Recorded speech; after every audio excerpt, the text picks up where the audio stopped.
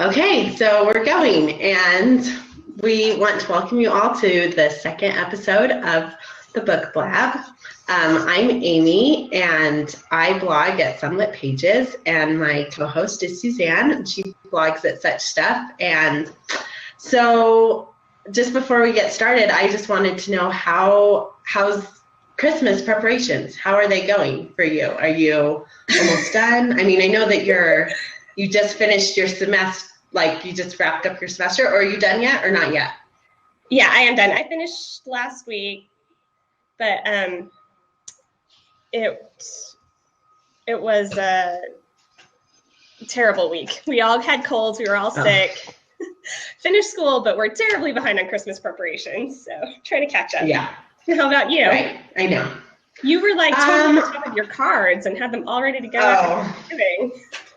Yeah, that's just like when I normally get them done. But it's impressive. I have issues with getting my Christmas shopping done too soon, because then I tend to just keep buying things. Like if I just save it, then, I can buy it all. I mean, I have bought a lot of things, but I just keep finding things. I'm like, oh, that would be so great too. I'll just tack that on. So I think the earlier I start purchasing things, the more money I spend. So yeah, I don't love that. But anyway, so this month, speaking of gifts, we're going to talk about giving books as gifts. And I think that's a subject that we both love to talk about. So I thought it might be a good idea if we just both talked about our book buying philosophies a little bit, like what makes us want to buy a book and what a book has to be like in order for us to want to own it. So do you want to talk a little bit about yours? I think our styles are pretty similar, but I'm curious to hear about yours. Right. And this could totally be an entire show on its own, book buying philosophies. For sure. But so there's basically two factors that I consider when I buy a book. And the first one is I have to have read the book before and decided that it is a book worth owning. Right. And that's different than I used to be. And I think that's different than a lot of people who love buying books. Because I used to buy I want to read that, so I'll buy it to read. Right. But yeah, I've gotten a lot choosier, and now it has to be, I've read this book, I know I love it, I know it's worth owning, I know it's something I want to revisit, or I want my family to have, or whatever. So that's the first criteria. I have to have read it. And then the second one, and this one has also recently developed within the last year, is sort of considering the aesthetic value of the book. Because I used to buy just, tons of mass market paperback type books because they were cheap, and I'd load up on those, but they're not very pretty. And I discovered that I like pretty books, and I like them if I'm going to own books that I love, I want them to, look nice, and if I'm going to display them on the shelf in my living room, I want them to, be quality and pretty and look really nice. So that's recently what I've been thinking about, more, collecting quality, pretty books. So what about you? What's your book buying philosophy? Well, very similar to yours. I mean, I also don't buy a book just because I want to read it. In fact, almost all the books that I buy, I've already read. Because for me, I'm like, that's what the library is for, to find out if I like the book. And then if I like it, and I like it well enough that I think I'll either reread it or my husband might want to read it, then I buy it. Or like you said, it's just pretty. I like to have it on my shelves so that I can enjoy it that way.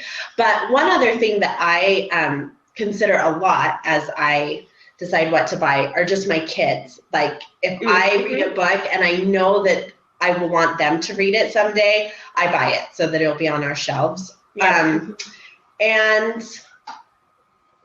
Yeah, I find myself doing that a lot, even with books that I read that are adult books now. If I think that they'll be a great book for one of my boys to read as a teenager, like I just read The Boys in the Boat this year. Have you read that one? I haven't yet, but I know you love it. Yeah, Such a good one. But as I was reading it, I thought this would be such a good book for my boys when they're teenagers. Like, it's an adult book, but totally appropriate and just really just a great book. So so that's something that I take into consideration a lot, because I want them, if they're looking for something to read, I want them to be able to go to our shelves and only have the best books to choose from instead of having to sift through a lot of junk. So, right. Yeah. So, so let's talk a little bit more about that beautiful books topic, and just talk about some of the beautiful editions that have been put out recently of some really great classics and other books. So why don't you start with some of your favorites? Right. So like I said, I've just been getting into this past year, and there's this whole world, right, of like pretty editions of books. And yes, I have definitely found myself researching, and I've got an Amazon wish list put together of all these beautiful books that I want to own. So making it easy for my husband. That's such a good idea, actually. I need to do that too, so that when my husband asks me what I want, I can just say, just go to this list. And yeah. Exactly. Yep. And it's a place for me to keep track of all of them too. All the pretty books that are out there that I want to own. One of my favorites, recent discoveries, favorite set of editions are the Penguin Classics cloth-bound. They're cloth-bound hardbacks. Yeah. And this is the only one I own so far. This is the Count of Monte Cristo. But they have an entire lineup of all of these fabulous classic books in these really beautifully designed cloth-bound editions. And yeah, I'm really excited to fill up my shelves with a lot more of these. Of course, the downside to buying prettier books is that they're a little pricier. Expensive. Yep. Yeah, but these ones are actually they're not terrible. No, they're like under 20, right? Most of them? Yeah, some of them are like $18, $20 range, which is not bad. It's not. No. I mean, it's like. Not at all. You could buy 5 mass markets for that price, but you're getting. It's true, but you could also just buy a regular hardback. I mean, any hardback is going to run you 20 or more usually. Yeah, especially Yeah. If they're new ones, but yeah, and these ones, yeah. As soon as I get more, they're going to look really pretty on my shelf. I'm excited about that. That's awesome. So yeah, that's one series. That's the Penguin Classics hardcover cloth-bound series. So Amy, do you have a favorite beautiful book series? Well, I do love that series for sure, and I also only own one of them, Jane Eyre, but I hope to get more of them and acquire some more of them. Okay, so one of the ones that I recently found that I liked were these new editions of some of Ellen Montgomery's books. Have you seen these ones? Yes, they are beautiful. With covers done by Jackie Oakley, and they're just paperback, but they are so pretty. And so actually, earlier this year, in January, at the beginning of the year, I found the Emily ones and bought all of them. I mean, there are only 3. It's just a trilogy, and that's rare for me. But I didn't own the Emily trilogy, and it was kind of on my list of books to read for this year. And so I thought, I'm just going to buy them because I know I'll want to have them. So I guess I did buy them before I'd read them. But it's so pretty. So, you know. Yeah, I know. And also, so they've only put out 6 of the Anne books, which I'm sad. She didn't do Rainbow Valley or Rilla, and it's kind of too bad. But I don't know. But I actually don't like the Anne ones, how they look, as much as the Emily books. So I'm okay with that. But sorry, I'm going to talk about just a couple more because go ahead. I just have to. So then there's the Puffin and Bloom collection, which if you've seen those, they're very pretty also. I want them. I know. So I have kind of a sad story. Well, it's not really sad, but last week my book club, we always host or have a book exchange for the Christmas the month of Christmas, or the month of December, Right, sorry. And so someone had brought the new Alice's Adventures in Wonderland Puffin and Bloom edition to the book exchange. Wow, and when it was opened, I was just, just drooling, just wanted it so much. I did not open it, but then we have a rule that you can steal the book twice before it kind of gets locked in. And I did steal it. But then it was stolen from me. So I know. I had to restrain myself from making a scene because it was in my hands. It was so pretty. But yeah, so those ones are really pretty. And then one that I've just been looking at recently are the Penguin Christmas Classics. Have you seen these ones? No, I haven't. They just all have we'll link to these when we do the show notes so that you can look and see what they're like. But they just all have a very similar look, white and red, very classy. And there's like A Christmas Carol. There's Louisa May Alcott's Christmas stories. I think there are I want to say 5 to 7 of them. But I thought that would be so fun to get one of those every Christmas. And, in a few years, you would have a beautiful Christmas collection that you could put out at Christmas time. So that's kind of my new thing that I'm excited about. But yeah, that sounds great. Yeah. But one of the things, and I already kind of mentioned this with the Anne books, is that something that sometimes happens when they put out a really pretty edition, sometimes they won't do the whole series, which is really kind of a bummer. So, for example, the Puffin and Bloom, they did Little Women, but they didn't do any of the other books. They didn't do Little Men or Joe's Boys or any of those. And I read Little Men this year and just loved it. And so then I was looking to add one to my collection, and I just could not find a very classy looking Little Men edition. Tons of Little Women ones that are just gorgeous and beautiful, and you'd love to have them on your shelves. Because I think, this Penguin, the cloth-bound Penguin, do they have Little Women too? I wouldn't be surprised. I don't know specifically if they do, but I wouldn't be surprised. So anyway, that was a bummer. And actually, after I did a little bit of investigating, I did find a beautiful Little Women series, all 4 books.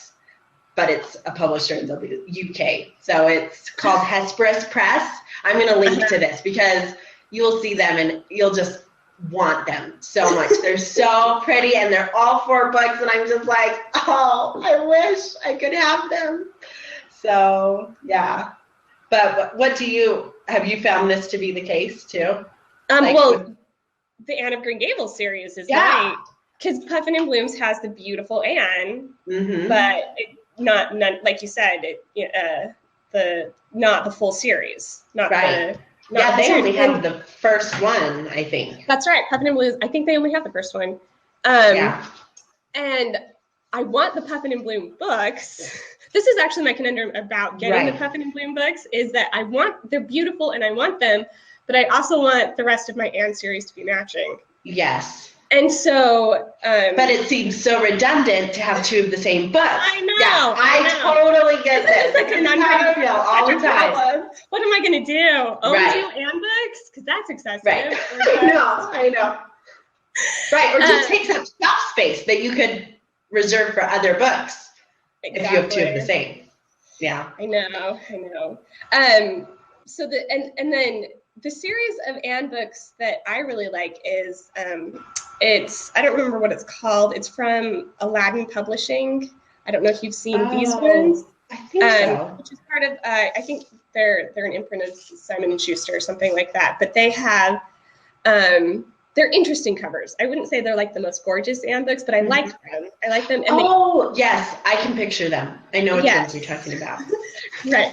I wish I had one to show, but they're really nice, but they're like not all sold in the same place. Like Amazon had some of the later ones, but not the first one, not like Anne of Green Gables.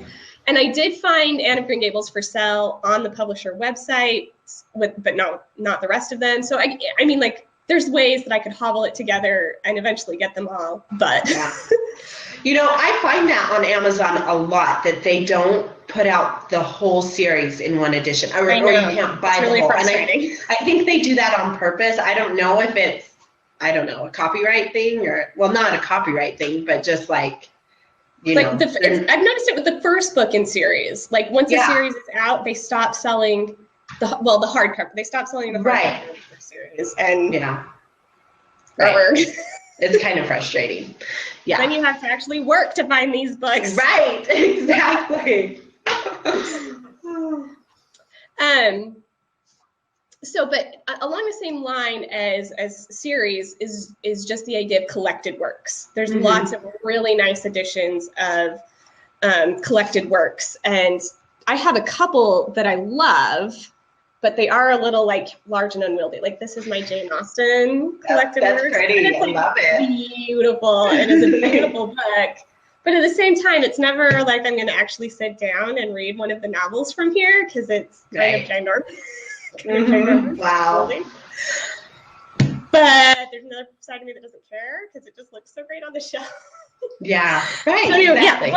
What's your opinion on, like, collected in one volume? Yeah, I'm kind of conflicted with them. I tend to not like them because they're so unwieldy, and I just feel like I will never actually read them because they're too heavy. They're just like too big, too heavy, and I won't be able to like hold them in my hand, or I'll fall asleep with them and it'll like knock me out or something. Right.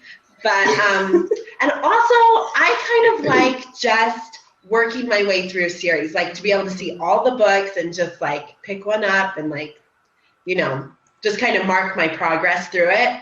And it's harder to do if it's all in one big book. I don't know. Yeah, it doesn't feel as much like you're reading through it. So, because I've thought about that, like the Chronicles of Narnia, there's this really pretty edition with all of them together. But I think part of the fun is like going through them all separately and not feeling like they're all one book, but thinking of them as 7 books.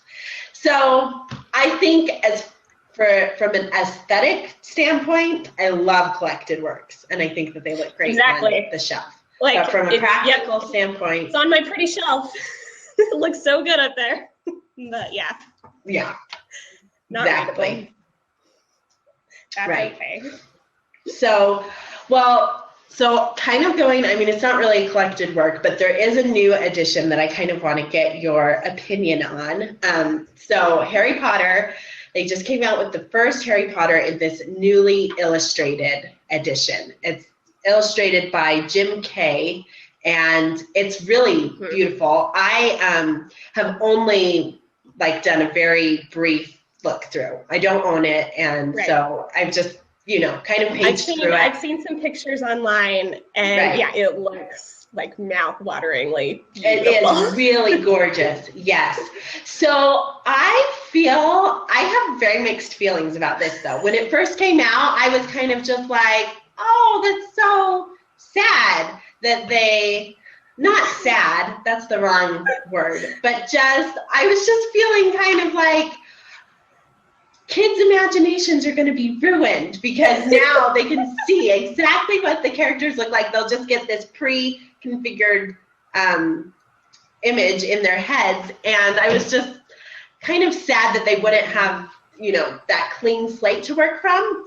But then I started thinking about some other books like Charlotte's Web with the Garth Williams illustrations, or like the Roald Dahl books with the Quentin Blake illustrations, and those illustrations have really become a part of the actual book, you know? And just the way people think about the book, you know, like if you hear the title Charlotte's Web, you think of the images that Garth Williams drew. And I think that that's great. And those are so beautiful. And so I think that the same thing might end up happening with Harry Potter, and maybe that will be a good thing to have those images associated with these characters that we all love. So I don't know. What do you think about it? Or do you think you'll own it? Do you think you'll buy it? So it's the same conundrum as the Puffin and Bloom books in that we already own all the like original Harry Potter books, Right. In the series in their individual things. And so do I need two, right? Do I need Right. the original and the illustrated? And I don't know. If someone were to give me the illustrated Harry Potter, I would love it. I would keep it. I would keep it around. I don't know if I would, since I already have it, if I would feel justified in buying it for myself or for my kids. But I mean, yeah, we'll see if my kids grow up like really loving Harry Potter, then maybe we'll get the illustrated edition for them. But it's a conundrum. Sorry, I think our connection got a little bad there for a minute. So sorry for anyone who was watching. It was kind of freezing up a little, but I don't know. So I missed the last part of what you said. Were you? How far did you hear? Oh, just about that you're conflicted on whether you would buy them or not because you already own the whole series, but. That's it. That's the gist. That's it. Okay, good. So, yeah. So do we want to talk a little bit? Do you want to just tell us about any books that you're buying for Christmas? I'm very curious to know. So I can't spoil things in case certain people actually end up watching this. I am buying a few books for my husband, of course. He doesn't know this yet, and I don't know if he'll ever watch this, watch this before Christmas. But yeah, I'm getting him a few books, and I did spring for. There are like classic editions of these books, but I went for the nice hardback, the best, instead of doing the mass market, which is what I usually do when I get in books. So especially since they're series that he really, really loves. So got some quality books there, and buying some picture books for my kids. And they're getting old enough that we're moving into, well, my 4-year-old is finally moving out of the board book stage. So we're moving into like the nicer picture books. And once again, I'm springing for hardcover. Hardcover is just nicer, it lasts longer. The paperback picture books just don't seem to last. So, that's kind of how this has all shaped my book buying philosophy for gifting nicer quality books. What about you? Can you hear me? Sorry, it's like, I don't know what it's doing. It's having trouble. I'm worried the recording is going to be really not that great, but we'll have to see. So it seems fine for me. Oh, well, that's good. So maybe on your end it will be good. I hope so. We'll see.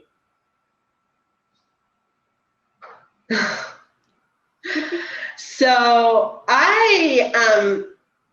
I'm buying a lot of books for my kids. I mean, picture books are kind of my weakness. I cannot help myself. I just have to buy them.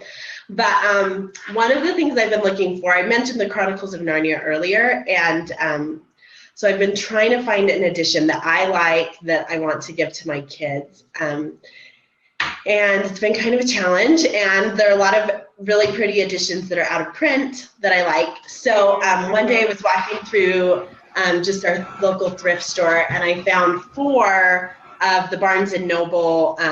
They're illustrated with color illustrations.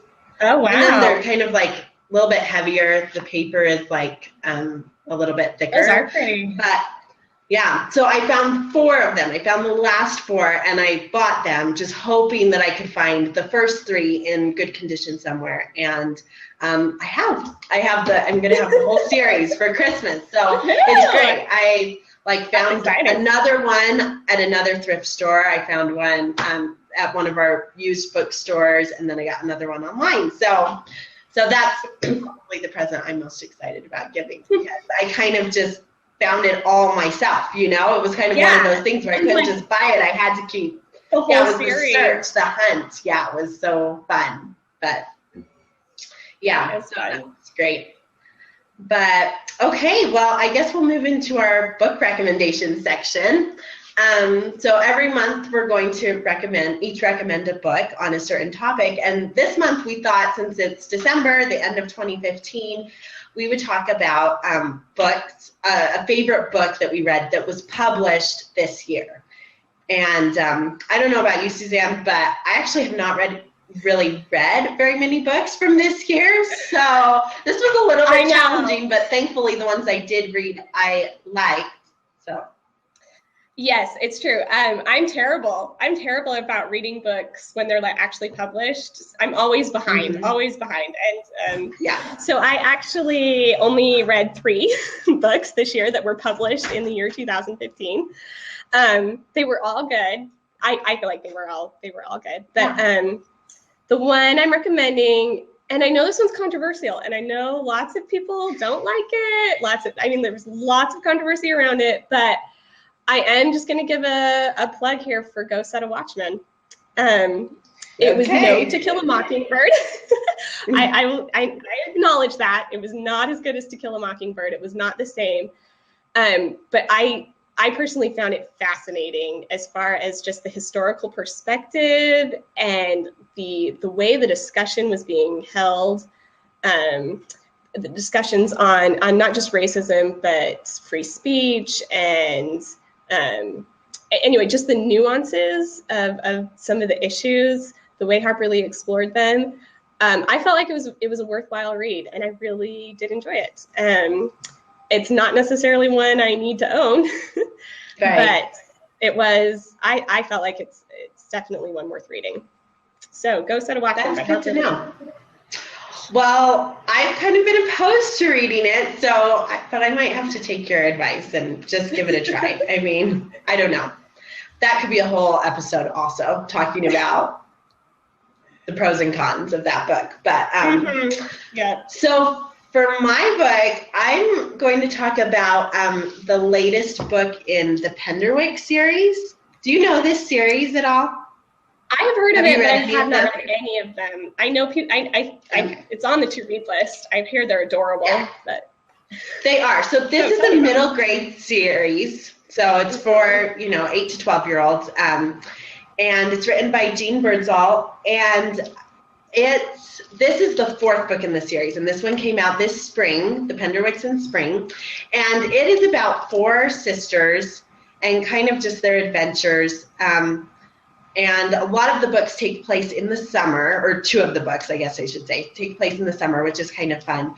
But these books just have a really timeless feel to them. Like, I feel like they'll hold up really well through the years. I think that kids could read them, 30 years from now, and they wouldn't seem dated. It's just kind of that style of writing. I have to say, the first one, I wasn't super in love with. I liked it, but I don't even know what made me continue to read it.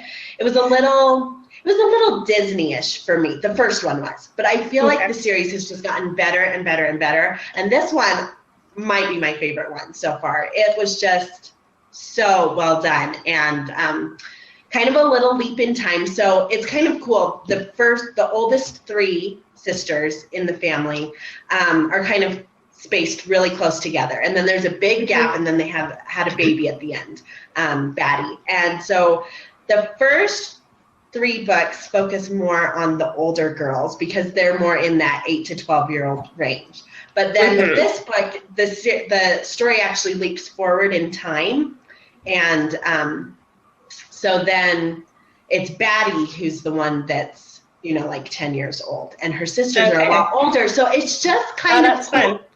Jean Birdsall, I think her goal with this series was kind of to see all of the girls through adolescence.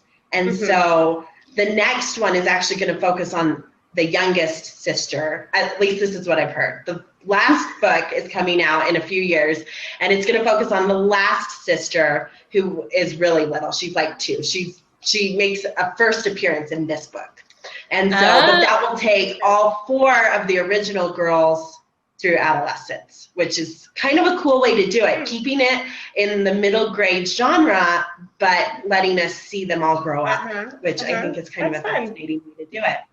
But yeah, the author, she's not in a hurry though. She takes her time. I think she's kind of said like, you know, she needs 3 years to write a book, and she's just going to take that much time. So since this one came out this year, then we probably won't see the final one until like 2018. So it still is a way out. So I have time to catch up before the last one comes out. Yeah, right, exactly. You can just read them all then. So.